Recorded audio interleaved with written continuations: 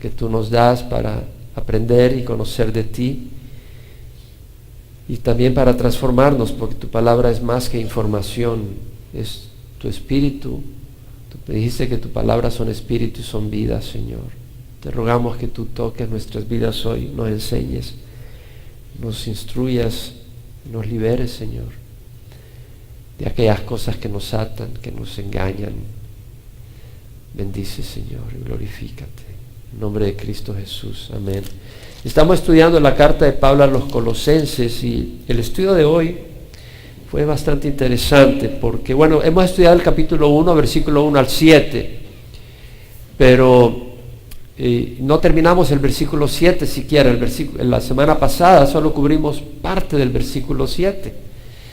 Y bueno, queremos continuar ahora con el 7 y llegar hasta el 12. No vamos a llegar al 12, pero el versículo 9 al 12, Pablo ora por la iglesia en Colosas. Es la oración por los colosenses. Acuérdense que Colosas era una ciudad que estaba a 100 millas al este de Éfeso. Pablo había fundado la iglesia en Éfeso. Dejó a Priscila y Aquila en su segundo viaje misionero.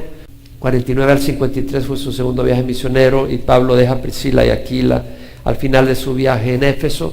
Y en el tercer viaje misionero, en el año 53, llega a Galacia, visita las iglesias que había fundado y luego llega a Éfeso. Ahí se queda 3 años ministrando, y gente que recibe el evangelio va a Colosas, a 100 millas de Éfeso. Eran oriundos de Colosas o vivían en Colosas y llevan el evangelio, y nace la iglesia en Colosas. Era Epafras el que principalmente llevó el evangelio.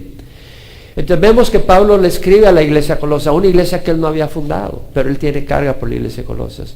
Y bien, vamos a leer los primeros 7 versículos y luego vamos a agarrar del versículo 8 al 12. No vamos a cubrir hasta el 12, pero tendremos elementos muy importantes y que nuestro corazón esté abierto. Pablo, apóstol de Jesucristo por la voluntad de Dios. Pablo es un enviado de Jesucristo, no de una organización. Es la voluntad de Dios, Dios lo ha enviado. Y el hermano Timoteo, un siervo fiel que trabaja a la par de Pablo. A los santos, es decir, a aquellos que están entregados a Jesús, y fieles hermanos, son fieles en Cristo, están en Cristo y son fieles a Cristo, que están en Colosas. Gracias a vosotros y paz de Dios nuestro Padre. Gracias, el favor que necesitamos, y paz, porque tenemos paz con Dios, podemos tener la paz de Dios. Damos gracias a Dios. Pablo está en prisión. Pablo está en arresto domiciliario en Roma cuando escribe esta carta. No sabía si le iban a cortar la cabeza, y sin embargo tiene un corazón agradecido porque sabe que todo está en las manos de Dios. Dios tiene su plan y su propósito perfecto. Pablo era un hombre valiente, no era cobarde. Pablo era valiente porque tenía a Cristo, y Cristo nos da un espíritu de valentía. Y vemos que acá da gracias a Dios, al Padre de nuestro Señor, no a cualquier Dios, sino al Padre de nuestro Señor Jesucristo, al Dios verdadero, al Dios único, orando siempre por vosotros. Vemos que Pablo está orando por una iglesia que no ha fundado. Vemos Pablo orando por todos los santos, y vemos acá orando siempre por vosotros, al oír de vuestra fe en Cristo Jesús y del amor que tenéis por todos los santos. Es decir, la iglesia en Colosa era una iglesia viva, era real, tenía fe en alguien que es central para la salvación, Cristo Jesús. La fe cristiana gira alrededor de Cristo Jesús. Y dice, al oír de vuestra fe en Cristo, era una iglesia real. La fe no era en una denominación, no era en un pastor, no era en un cura, no era en el papa, era en Cristo. La fe en Cristo Jesús, y del amor que tenéis por todos los santos. Una fe viva produce amor. Muéstrame tu fe a través del amor. Si no hay amor en ti, tu fe está muerta. No es una fe que salva, porque la fe viva produce amor. Entonces vemos acá que está hablando del amor que tenéis por todos los santos, y dice, a causa de la esperanza reservada para vosotros en los cielos. Entonces vemos esa esperanza reservada para vosotros en los cielos, de cual oísteis antes en la palabra de verdad, el evangelio. Entonces nos damos cuenta de que la fe en Cristo y el amor estaba alimentado por una esperanza viva. Es decir, sabían de que este mundo no era todo. No se trata de salir ganando en este mundo, se trata de dar la vida, de vivir no por este mundo, sino por el mundo futuro. Entonces está hablando de la esperanza. Hay una esperanza que tendremos un cuerpo resucitado, una esperanza de que viviremos en un reino donde no habrá engaño, donde no habrá muerte, donde no habrá enfermedad, y donde habitaremos en la presencia de Dios. Entonces está hablando de la esperanza reservada para vosotros en los cielos. Está reservada, Dios la ha reservado. Cuando vas a veces a un restaurante, hay una mesa que dice reservada y no te puedes sentar ahí.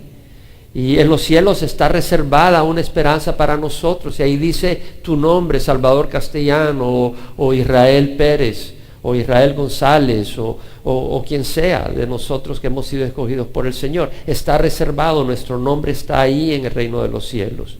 Y ellos lo entendían, y ellos entendían que tenían una esperanza reservada para vosotros en los cielos. Entonces el que no tiene esa esperanza vive como animalito en este mundo, comamos y bebamos que mañana morimos. Pero el que tiene esa esperanza y sabe que su nombre está reservado ahí en los cielos, él no va a comer la basura de este mundo porque sabe que tiene un festín esperando por él.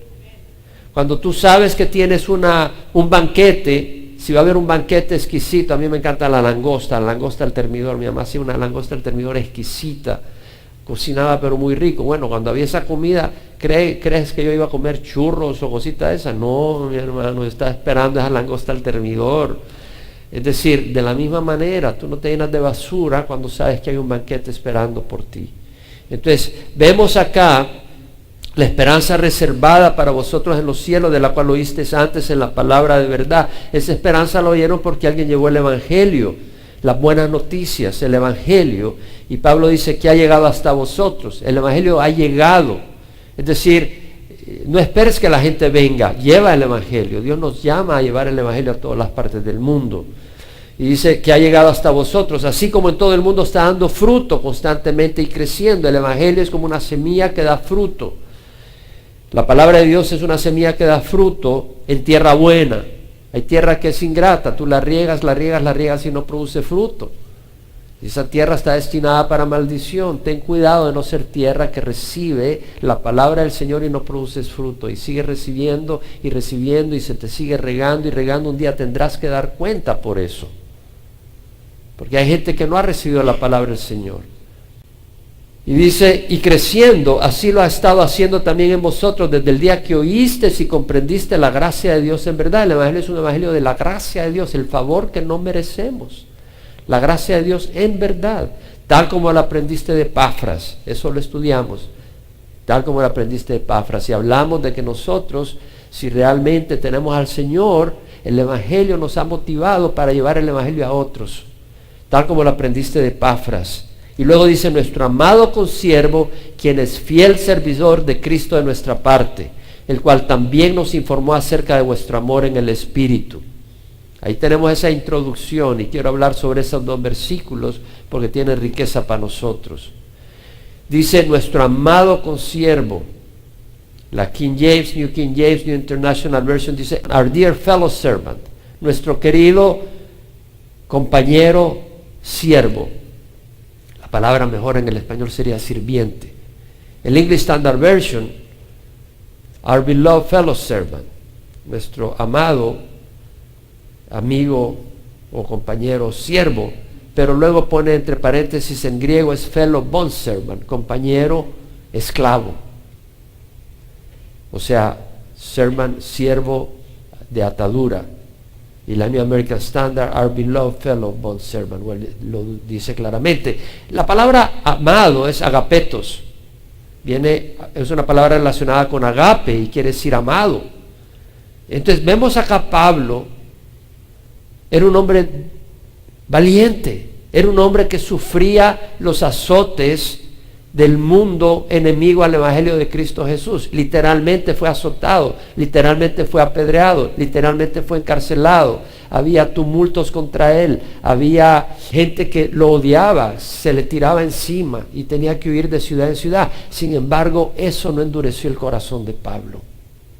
Pablo no era un cristiano amargado. Era un cristiano gozoso y no perdía el amor por los demás y la ternura. Qué hermoso es ver a alguien que sufre, pero en vez de volverse amargado, se vuelve tierno y dulce. Eso es bien distinto que muchos cristianos que parecen que comieron limones agrios. Entre más duro les cae, más amargados se ven.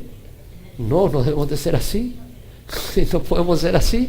Entonces vemos el corazón de Pablo, que es amoroso hacia los demás. Es un corazón tierno. Vemos ese corazón de Pablo. Ahora, Pablo le llama, tal como lo aprendiste de Epafras, nuestro amado consiervo. Y aquí hace otra palabra bien importante, porque la palabra consiervo es sundulos. Y ya tenemos que aprender un poquito aquí algunas palabras del griego, porque es una palabra compuesta de sun y de dulos. Y sun en el griego quiere decir unido, en compañía, en asociación. Y dulos quiere decir esclavo. La King James lo traduce servant, bondman, o sea, siervo, atadura, hombre de atadura. Y la palabra en la concordancia Strong dice que es un esclavo, literalmente o figurativamente. Y es en el sentido de sujeción, de alguien que está sujeto a un amo, que está sirviendo a alguien. El lexicon Thayer menciona que viene de la palabra dio, que quiere decir amarrar, atar. Entonces, el esclavo está atado a su amo en el sentido que tiene que obedecer. Es alguien al servicio total a la autoridad de su amo. No tiene derechos personales. Si el amo dice, hey, quiero que me sirva allá, a servirle. Si le dice, quiero que me limpies acá, a limpiar. Es decir, es posesión de su amo, el esclavo. Entonces, literalmente es un esclavo con cadenas o sin cadenas, pero que tiene que obedecer las órdenes de su señor. O figurativamente, alguien que esté esclavizado por el alcohol.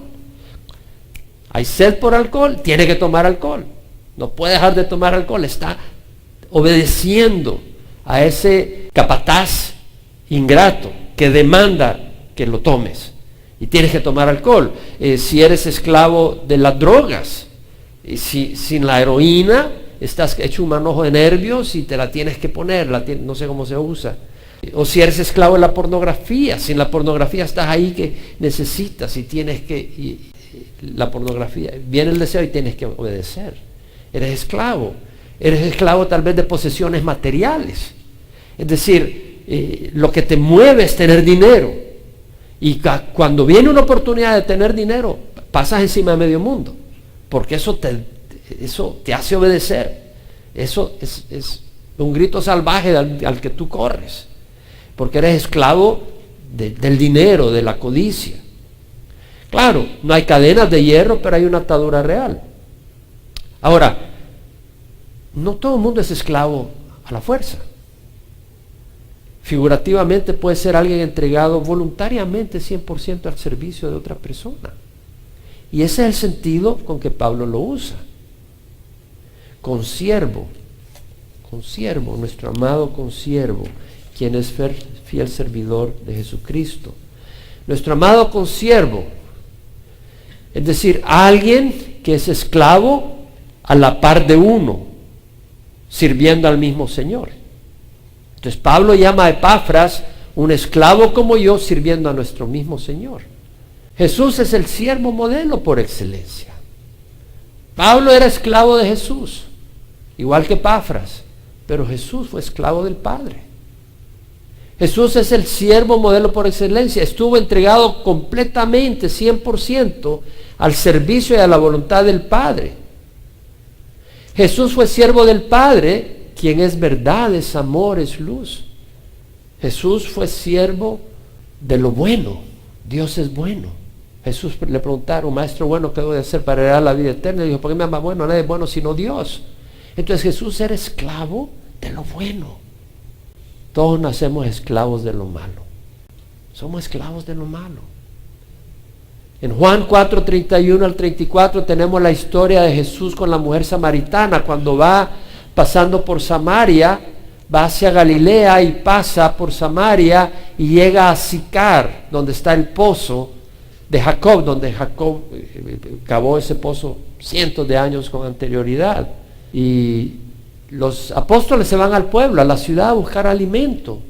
Al mediodía Jesús está cansado, se sienta a la orilla del pozo y llega una mujer a sacar agua y el Señor habla con ella y es una samaritana y en esa conversación la samaritana se convierte, se da cuenta, él es el Mesías y sale corriendo a avisarle a su pueblo, el Mesías está acá, me ha dicho todo lo que he hecho. Tenía 4 esposos antes y ahora con el que estaba no era su esposo. En lo que ella sale, van viniendo los apóstoles, los discípulos hacia Jesús, trayendo comida, y se sorprenden al verlo hablar con una samaritana. Y luego le dice, maestro, te traemos algo de comer, come. Y él le dice, yo tengo para comer una comida que ustedes no saben.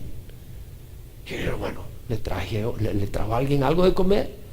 Y se dice, mi comida es hacer la voluntad del que me envió y llevar a cabo su obra. Esa era la pasión de Jesús. Mi comida es hacer la voluntad del que me envió a llevar a cabo su obra. Esa era la pasión de Jesús. Hacer la obediencia hacia Dios Padre. Eso era lo que quería, eso era la pasión que embriagaba a Jesús. Y en Isaías tenemos cómo el Señor es profetizado. Y la Biblia dice, hablando de Jesús, he aquí mi siervo, a quien yo sostengo. Jesús se hizo hombre y tuvo que ser sostenido en las luchas por el Padre, por el Espíritu. Mi escogido en quien mi alma se complace. He puesto mi espíritu sobre él. Él traerá justicia a las naciones. No clamará ni alzará su voz. Es decir, no será a través de gritos que va a lograr la victoria. Él traerá justicia, pero no hará oír su voz en la calle. No será a través de Hollywood, a través de la pantalla, de la fama. No quebrará la caña cascada, es decir, la caña, la ramita que está quebrantada no la va a terminar de aplastar, sino que va a venir a levantar a aquel que está quebrantado. No apagará el pabilo mortecino, aquella mecha que está apagándose, no la va a terminar de apagar, sino que la va a soplar con amor para que se encienda. Tal vez tú te estás apagando, Jesús te quiere encender. Con fidelidad traerá justicia, no se desanimará ni desfallecerá hasta que haya establecido en la tierra la justicia y su ley esperarán las costas. Entonces vemos el siervo por excelencia, Jesucristo. Jesús es el ejemplo que debemos de seguir. En el Evangelio de San Mateo, en el capítulo 20, tenemos la historia donde la madre de los Zebedeos viene con los hijos del Zebedeo, con sus hijos, con Juan y Jacobo. Y vienen y se le presentan ante Jesús y le dicen, maestro, quiero pedirte algo. ¿Qué quiero que hagas? ¿Y qué quieres? Bueno, yo quiero que en el reino mis dos hijos, Juanito y Jacobito, se sienten uno a tu derecha y otro a tu izquierda. Y obviamente sus hijos iban con él, con ella. Es decir, era un plan. Ella se arrodilló ante Jesús. Era un plan. Juan y Jacobo fueron de su mami. Si estos ya eran hombres de 27, 28 años o 25. No eran niños de 7 años que la mamá los llevó ahí a la fuerza ante Jesús. Ellos planearon. Mamá, vamos donde Jesús y le dices que tú quieres que yo y mi hermano estemos una a tu derecha y otra a tu izquierda. Porque era la posición de poder. Entonces la mamá viene a sus hijos y Jesús le dice, ustedes no saben lo que piden. ¿Sabes lo que pedís? ¿Puedes beber la copa que yo voy a beber? Claro. No sabía de qué estaba hablando Jesús, la copa de sufrimiento. Bueno, le dice Jesús, la copa ciertamente beberéis, pero el sentarte a la derecha y a la izquierda mía no me corresponde a mí concederlo. Esto es para quien el Padre lo ha preparado. Y entonces los otros 10 se pusieron bravos. Mira estos sinvergüenzas, se quieren poner adelante de nosotros, se nos adelantaron. Y Jesús los llama a todos, vénganse. Y les dice, ¿sabéis que los gobernantes de los gentiles se enseñorean de ellos? Y que los grandes ejercen autoridad sobre ellos. No ha de ser así entre ustedes. El que quiera entre ustedes ser grande será vuestro servidor. Y el que quiera ser el primero será vuestro siervo, así como el Hijo del Hombre, que no vino para ser servido, sino para servir y dar su vida en rescate para muchos. Entonces, ¿qué le estaba diciendo? Es, tú quieres poder, tú quieres estar encima. ¿Sabes qué? En mi reino, está diciendo Jesús, los que están arriba son los que aman, a punto de dar su vida por los demás. Si tú realmente quieres una posición, es porque amas. No busques la posición, ama y sirve. Entonces te vamos a levantar, porque yo quiero que los ames como yo los amo. Entonces lo que estaba diciendo es, no se trata de ser servido. Sirve a los demás. Ministra a los demás. Y Dios va a decir, este es mío.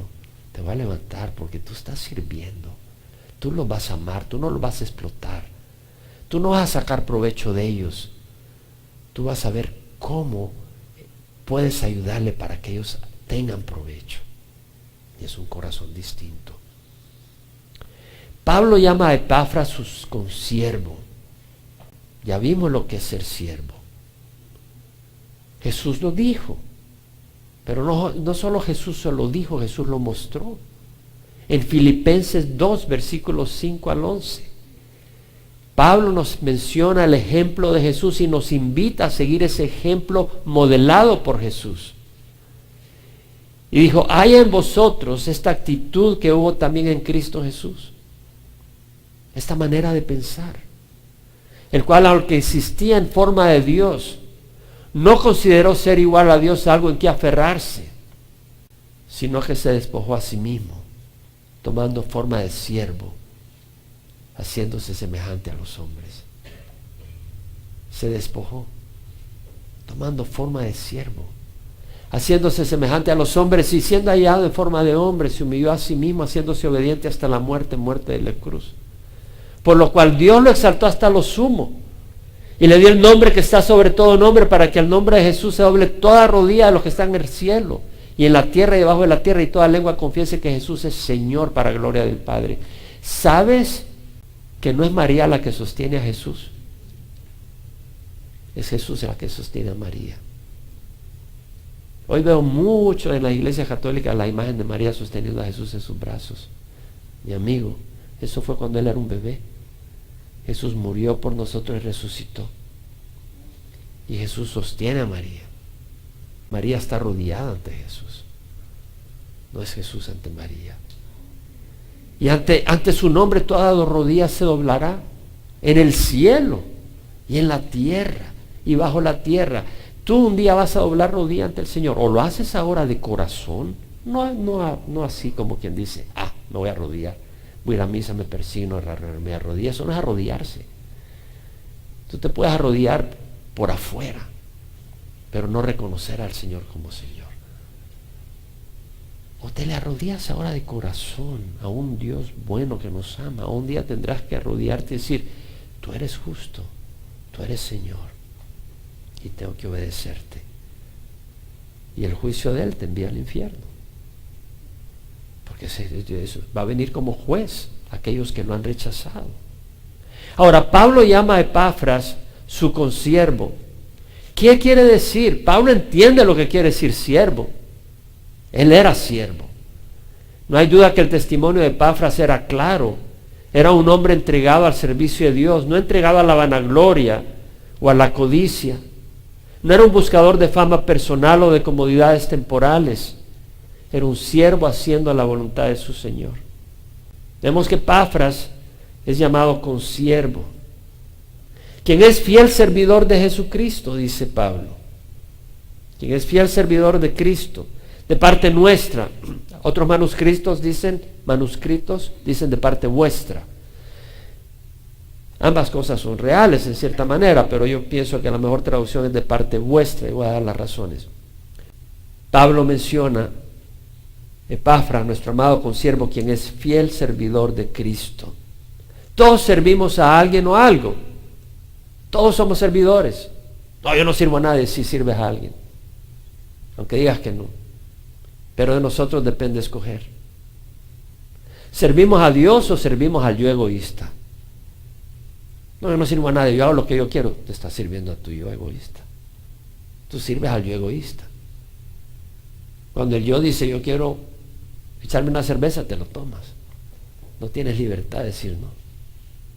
Tú haces lo que se te viene, a la naturaleza pecadora. Lo que la naturaleza pecadora demanda, eso lo haces. Tú eres siervo de la naturaleza pecadora, o sirves a Dios.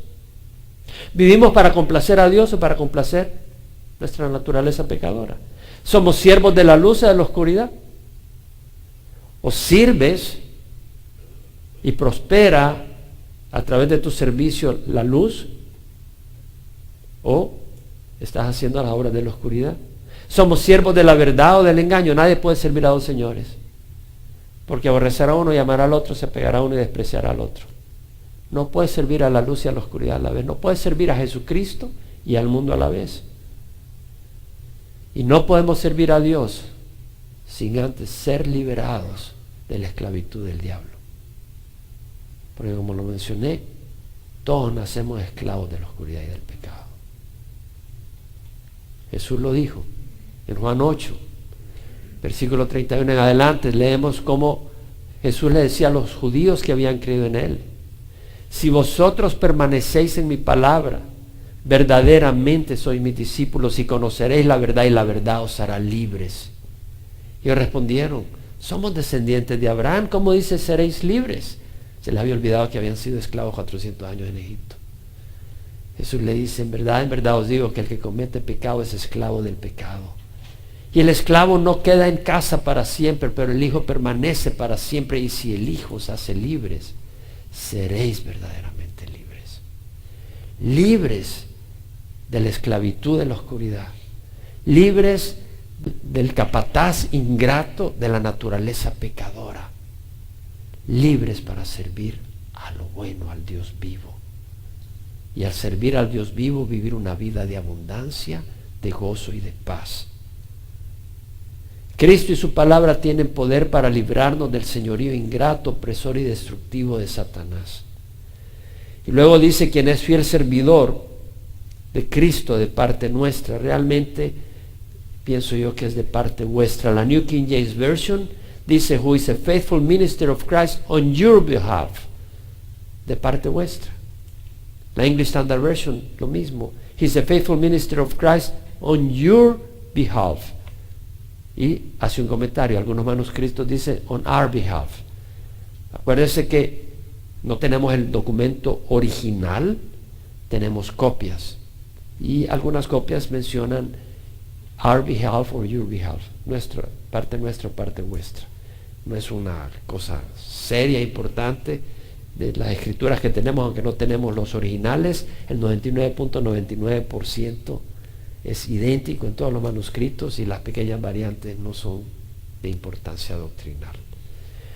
Pero el punto es, creo yo, que es on your behalf, de parte vuestra. ¿Por qué? Porque Epafras era un miembro de la iglesia de Colosa, probablemente era el pastor de la iglesia de Colosa. El evangelio lo llevó a Colosa a él, y ahora él está en Roma.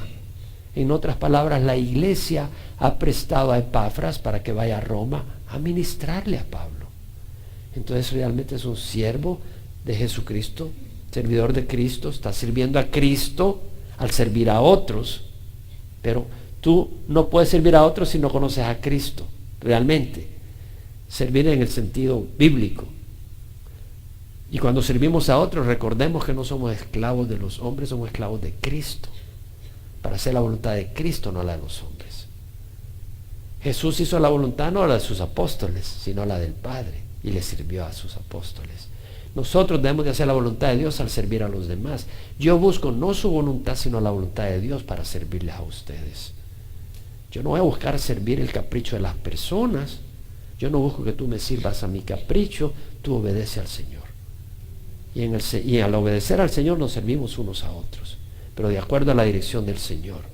Nuestro Señor es Jesucristo. Se refiere de parte vuestra. Ahora, ¿qué quiere decir eso también? Nos damos cuenta que está hablando a Epafras y dice con siervo, es siervo de Cristo de parte vuestra. ¿Qué quiere decir? En otras palabras, él está diciendo: Epafras es de ustedes. Ustedes nos han prestado a Epafras. No nos pertenecemos. ¿Te das cuenta? Le pertenecemos a Cristo. Le pertenecemos a la iglesia. ¿No les pertenezco yo a ustedes? Yo les pertenezco a ustedes. ¿Quién está aquí los domingos enseñando la palabra del Señor? Yo soy de ustedes. Yo les pertenezco a ustedes. Y cada uno de nosotros nos pertenecemos a la iglesia. Como un cuerpo. La mano le pertenece a ¿quién? Al cuerpo. La mano no existe por sí sola. La mano existe para servir al cuerpo. Yo tengo hambre, la mano, gracias a Dios, me ayuda. Agarra el tenedor y a la boca. Gracias a Dios. El ojo sirve al cuerpo. El ojo me permite cuando estoy manejando no chocar. Sirve al cuerpo. Porque si choco, no puede ser que el ojo no tenga ningún problema, pero puede ser de que mi corazón, mi cuerpo esté hecho pedazos. O sea, el ojo no existe para sí mismo, existe para el cuerpo. Entonces, de esa manera somos un cuerpo y cada uno está en función de los demás. Entonces vemos Epafras está al servicio del pueblo de Dios y le pertenece a la iglesia. Y vemos que dice, el cual también nos informó acerca de vuestro amor en el Espíritu. La New Living Translation dice, the love for others that the Holy Spirit has given you. No es una traducción literal, es una interpretación. El amor hacia otros que el Espíritu Santo te ha dado. Eso es lo que está diciendo. Es decir, el amor de los colosenses era un amor sobrenatural. Era un amor en el Espíritu. No era un amor superficial, no era un amor egocéntrico. Era un amor que solo el Espíritu Santo puede producir. El fruto del Espíritu es amor, agape, gozo, paz, paciencia, benignidad, bondad, fidelidad, mansedumbre y dominio propio. Contra tales cosas no hay ley, porque los que son de Cristo han crucificado la carne con sus pasiones y deseos. Entonces vemos acá esa introducción de Pablo. Ahora viene la oración de Pablo de los versículos 9 al 12. Y quisiera empezarla ahora, pero la vamos a terminar el próximo domingo y no te la quieres perder. El versículo 9, Pablo dice, por esta razón también nosotros, desde el día que lo supimos, no hemos cesado de orar por vosotros y de rogar que seáis llenos de conocimiento de su voluntad en toda sabiduría y comprensión espiritual. Probablemente hasta ahí vamos a llegar hoy, pero voy a continuar la oración.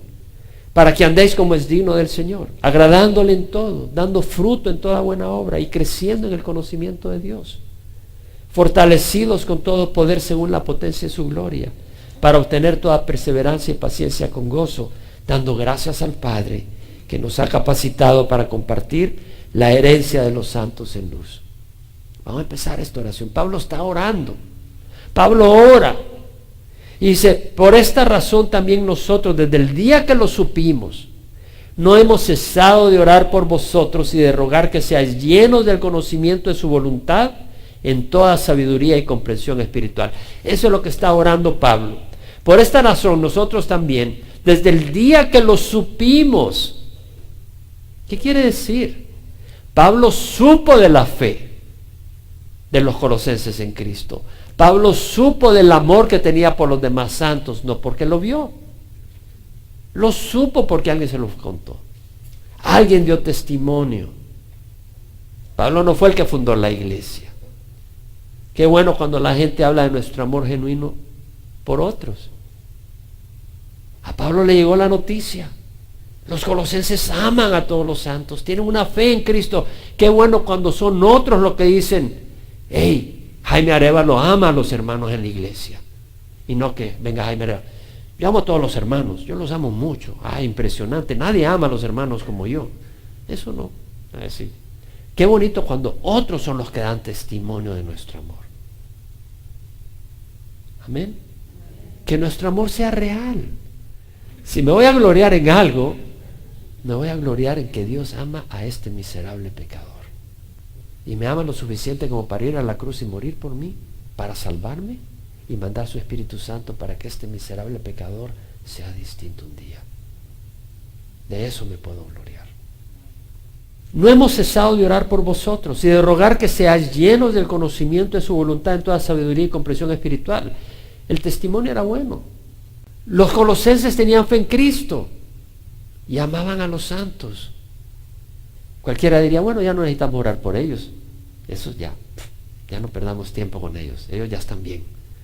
Recibieron el Evangelio, la fe es fuerte en Cristo, aman a los hermanos, ya no perdamos tiempo con ellos. No. Pablo oraba por ellos.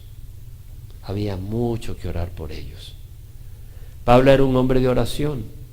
Fundó gran cantidad de iglesias. Oraba por las iglesias que había fundado. Y aún oraba por las que no había fundado.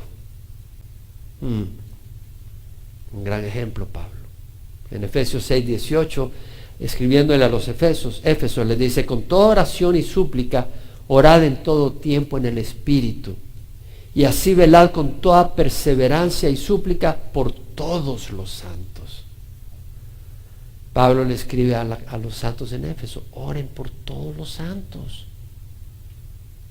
En 1 Tesalonicenses 5:17, orad sin cesar. Y Pablo lo practicaba. ¿Quién es la persona que no ora? Ponga atención. Órale, mi amigo. Yo sí oro. No, tú le dices órale a la gente, pero no estás orando. ¿Quién es la persona que no ora? La autosuficiente. Esa persona no ora. Ella cree que no necesita a Dios. Cree en sí misma. No, yo voy al gym, estoy fuerte. Yo me gradué de Berkeley, de Harvard. Yo no necesito a Dios. Una bacteria y vas a estar en el hospital dando tus últimos respiros. Es la misericordia de Dios la que te tiene viva. Y es la misericordia de Dios que te da la sabiduría o la capacidad para salir adelante. Y no seas arrogante, porque un día tendrás que dar cuenta de todo lo que Dios te ha dado. Y lo has usado para vivir una vida egoísta y arrogante. Y un día tendrás que dar cuenta.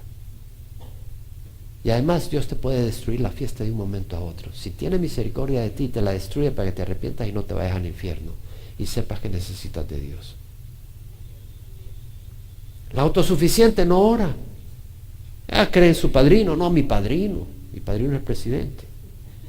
Esta semana salió aquí alguien, lo bajaron del avión, porque trabajaba para el gobernador de Nueva York.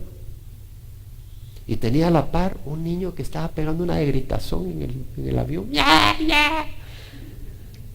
Y viene ella y le empieza a gritar al niño y a la mamá. Y le dice: no sabe que yo trabajo para el embajador, para el gobernador de Nueva York, que no sé qué, que no sé cuánto. Y le empezó a gritar. Y la sacaron del avión y la despidieron de su trabajo. Porque se creía toda influencia. Porque yo trabajo para el gobernador. Pero eso no te va a salvar a la hora de las horas. Puede ser autosuficiente. O no, yo creo en la suerte, yo tengo mucha suerte. ¿Suerte? Mira, las cosas ocurren porque alguien obra. Mira, mala suerte. No, el tipo estaba borracho y chocó contigo. No era la mala suerte, son los tragos que se tomó. Es por las acciones de las personas. Es por la naturaleza, las condiciones de la naturaleza. Y Dios es soberano. Y Dios puede cambiar las cosas. No existe la suerte. Existe la naturaleza, existen los seres humanos y existe un Dios que puede cambiar las cosas. No hables de la suerte, mejor habla de Dios. ¿Quién es el que no ora? La que no cree que Dios escucha. No, Dios no me va a escuchar. Mi amigo, si Dios envió a su Hijo Jesucristo a morir en la cruz, ¿crees que no se interesa por ti? Dios escucha. No, pero yo le pido, sí, pero lo pides para emborracharte. Le pides para usar el dinero de una manera equivocada. Dios no te quiere arruinar. ¿Quién es el que no ora? La que no cree que Dios escucha. ¿Quién es el que no ora? La persona que no cree que haga diferencia. Que a Dios no le importan nuestras necesidades o peticiones y que no hará nada con ellas. Porque hay personas que no oran. Bueno, Dios no me va a escuchar. ¿Qué me va a escuchar Dios? A Dios no le importo. Es que no siquiera no me escucha, sino que no le importo a Dios. Por eso yo no oro, porque a Dios no le importo. Hay personas que piensan así. Tal vez no oras porque no te importa nada. Cuando estamos en la reunión de oración, oramos por otras personas. Y yo no juzgo las oraciones, pero me encanta oír cuando alguien ora por otras personas. Porque tienes todo el tiempo que tienes en tu casa para orar por ti. Y no quiero decir que no puedas pedir oración por ti, pero ¿dónde está nuestro corazón? Pasas tan absorbido. Aquí está Pablo orando por otros, no por él. Está orando por otros. ¿Dónde está nuestro corazón? ¿Somos el centro del universo o es Cristo el centro del universo? Tenemos un corazón duro. ¿Quién es la persona que no ora? La que no le interesa oír de Dios. No. Porque cuando estás orando vas a oír de Dios.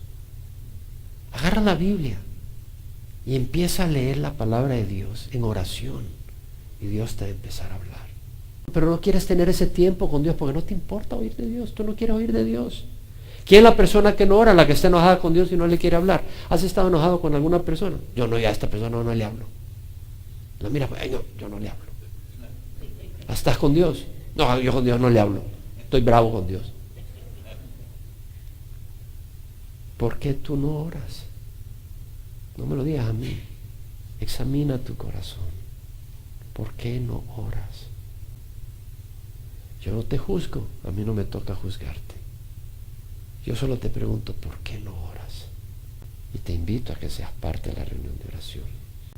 Pablo dice, no hemos cesado de orar por vosotros y de rogar que seáis llenos del conocimiento de su voluntad. Que seáis llenos del conocimiento de su voluntad. ¿Cuál era la petición de Pablo por los colosenses? Que tuvieran casas, que tuvieran carros, que tuvieran trabajos. Son necesidades. Bueno, no está pensando en eso. Que fueran llenos del conocimiento de la voluntad de Dios. ¿Sabes qué me muestra eso? Que no es automático. Necesitamos orar para que los hermanos en Calvary Chapel Emanuel conozcan la voluntad de Dios. Amén. Ayúdanos a conocer tu voluntad. Necesitamos orar unos por otros. No podemos servir a Dios sin conocer su voluntad. Imagínate un siervo, es esclavo de alguien, de su amo, y ni siquiera sabe lo que el amo quiere que haga, porque tiene los oídos tapados. No busca saber cómo va a hacer lo que el amo le quiere que haga. Tiene que estar en comunicación. Jesús en el capítulo 12 de Juan dice, si alguno me sirve, que me siga. A donde yo estoy, ahí estará mi servidor, y si alguno me sirve, mi Padre lo honrará. Fíjate bien, si alguno me sirve, que me siga. Tú no puedes decir sirvo al Señor si no lo sigues. ¿Cómo lo vas a seguir si no le oyes? ¿Cómo le vas a seguir si no vas a orar con Él? Orar es comunicarse con Dios, no es decir Padre nuestro, Padre nuestro, Santa María, Santa María, bla, bla, bla, bla, bla. No es así orar. Orar es hablar con el Padre, oír su voz. Si tú oyes su voz, entonces le puedes seguir. Y si le puedes seguir, le puedes servir. ¿Cómo puedes servir a alguien que no le sigues? Te voy a limpiar los zapatos, Señor. Pero el Señor va por allá y tú vas por allá. Sí, Señor, te va a limpiar los zapatos. Pero ¿cómo me vas a limpiar si yo voy por allá y tú vas por allá? Sígueme. Sígueme. Tienes que seguir al Señor. Juan 10, 27 al 30. Mis ovejas oyen mi voz y yo las conozco. Y ellas me siguen. Y yo les doy vida eterna. Y no perecerán jamás. Y nadie las arrebatará de mi mano. Mi Padre que me las dio es mayor que todos, y nadie las arrebatará de las manos de mi Padre. Y hoy el Padre somos uno. Sigamos al Señor para poder servirle. Jesús dijo, ¿por qué me llamas Señor, Señor? Y no hacer lo que yo digo. ¿Cómo puedes decir Señor y no hacerle caso? ¿Y cómo puedes hacerle caso si no le oyes? ¿Cómo le vas a oír si no buscas su voz? ¿Vienes a oír la palabra de Dios? ¿Vienes a orar? En Mateo 7:21 Jesús dice, no todo el que me dice Señor, Señor entrará en el reino de los cielos, sino el que hace la voluntad de mi Padre que está en los cielos. Padre, somos un bonche de pecadores, miserables pecadores, perdonados por tu sangre. Aquellos que hemos puesto la fe en ti, perdonados por tu sangre. Perdonados por ti, perdonados por el Padre, lavados con tu sangre. Y te damos gracias, Señor. Y si tú no has recibido a Cristo, vas directo al infierno, amigo. Vas directo al infierno. Tú te mueres ahorita, te vas a ir al infierno. Y de ahí nadie te va a sacar. Pero esa es mala noticia. Pero yo no quiero que vayas al infierno. Jesús no quiere que vayas al infierno. Jesús dio su vida en la cruz por ti, para que tú no fueras al infierno. Y si vas al infierno es porque rechazaste el regalo de Dios, que es vida eterna. El Señor no te obliga a que tú le ames, pero el Señor te ama. Y tú vas al infierno no porque Dios te quiere enviar al infierno, pero porque tienes un corazón pecador, un corazón engañoso. un corazón adúltero, un corazón asesino, un corazón egoísta. Y el infierno fue diseñado para el diablo y sus ángeles y para aquellos que han rechazado la perfección que Dios nos da si venimos a Él con corazón contrito. Pídele a Dios perdón de tus pecados y Él te va a perdonar. Pídele a su Espíritu Santo y Él te va a dar su Espíritu para ir cambiándote. Recibe a Jesús ahora, ya sea que estás aquí en el salón familiar, o nos estás viendo por Facebook, por internet, o nos estás escuchando por otro medio. Ora conmigo. Padre, te ruego perdón por mis pecados. Hoy recibo a Jesús como Señor de mi vida. Quiero seguirte, Señor. Quiero hacer tu voluntad, pero ayúdame. Soy un pecador miserable. Recibo vida eterna, tú la prometiste por fe en ti. Creo que la sangre de Jesús paga por mis pecados. Hoy recibo a Jesús como mi Señor y mi Salvador. Gracias, Señor. Te ruego por los que te reciben a través de este estudio, que tú les des tu espíritu, les ayudes, les fortalezcas, les conectes en una congregación donde puedan crecer en el amor y en la luz de Dios. Gracias que hoy puede ser el primer día de una nueva vida. Si tú has tropezado, si tú has caído, si tú estás mal, hoy dile al Señor, perdóname, y hoy empiezas borrón y cuenta nueva. Porque la palabra de Dios dice, si confesamos nuestros pecados, Él es fiel y justo para perdonar nuestros pecados y limpiarnos de toda injusticia. Te damos gracias, Señor. En nombre de Jesús.